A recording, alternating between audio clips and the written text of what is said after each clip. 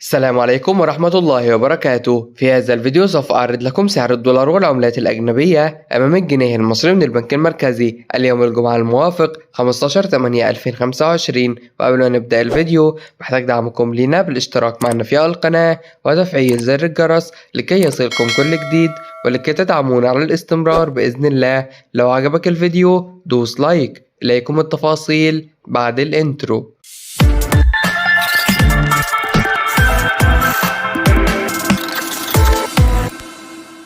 سجل الريال السعودي شراء 12 جنيه و86 قرش وبيع 12 جنيه و89 قرش. سجل الريال القطري شراء 13 جنيه و22 قرش وبيع 13 جنيه و28 قرش. سجل الدرهم الإماراتي شراء 13 جنيه و13 قرش وبيع 13 جنيه و17 قرش. سجل الدينار الأردني شراء 67 جنيه و94 قرش وبيع 68 جنيه و31 قرش. سجل الدينار الكويتي شراء 157 جنيه و96 قرش وبيع 158 جنيه و42 قرش. سجل اليورو شراء 56 جنيه و40 قرش وبيع 56 جنيه و56 قرش. سجل الجنيه الاسترليني شراء 65 جنيه و52 قرش وبيع 65 جنيه و70 قرش. سجل الدولار شراء 48 جنيه و24 قرش وبيع 48 جنيه و36 قرش. في نهاية الفيديو لا تنسونا بالاشتراك معنا في القناة وتفعيل زر الجرس.